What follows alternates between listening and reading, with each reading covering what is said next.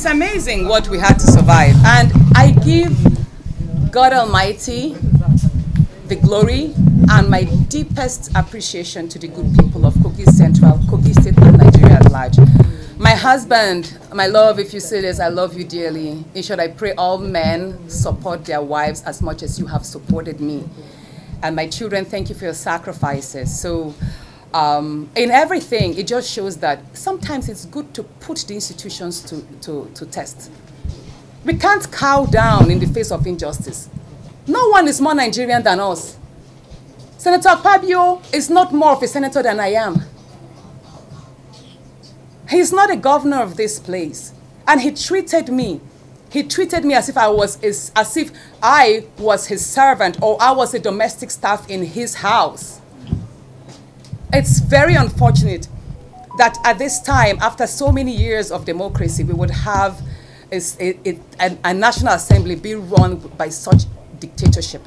It's totally unacceptable. As for me, I'm glad to be here. And even though we have been illegally suspended, no day have I hesitated in effectively carrying out my duties as a senator of Kogi Central to the very best of my capacity. I have never, no day went by without me looking out for opportunities, either in terms of bringing infrastructure or projects to my people, and even jobs wherever I could, because I didn't want them to suffer, you know, the neglect and the vacuum that was created by this injustice. So I thank people like Auntie Obi, Esikwesili, Sister Aisha, Mama P, Peter The Rock, and many others, Dr. Abiola, Yemi of Enough is Enough, Uncle Femi Falana. I mean, men and Nigerians I can't even call. I mean, I've read your posts. His Excellency Atiku Abubakar, His Excellency Sarah Key. I mean, many people who have lent their voices. Thank you. And even political parties, Labour Party, ADC, I saw their statements, and my beloved PDP. Thank you so much for standing up. Nigerian Bar Association, Nigeria Labour Congress. I mean, a whole lot of voices. It just pulled through. And I think that's the pressure that the Senate President saw and realized that, you know what, he just can't keep pushing against the will of the people. Yeah, and the media, thank you for being fair. Thank you. Even though at the time I did observe 3 months ago there was some silence, like, and I understand sometimes intimidations can come, and you all have families to cater for. And unfortunately, we're at a country today whereby pretty much lives mean nothing.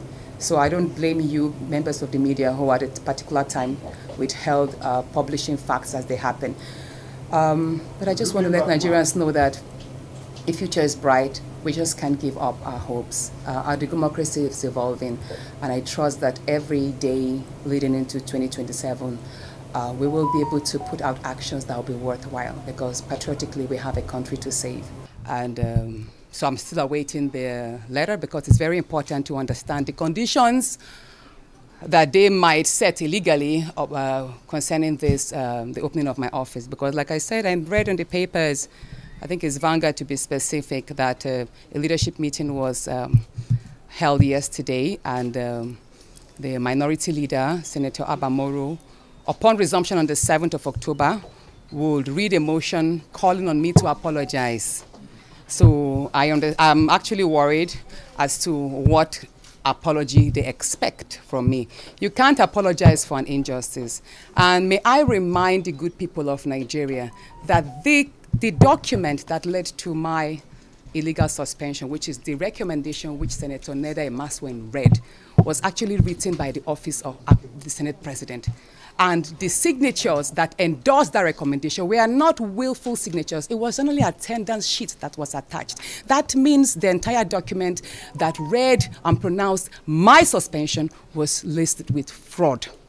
So this is just one illegality upon the other. And I think in Nigeria, we should reject such things.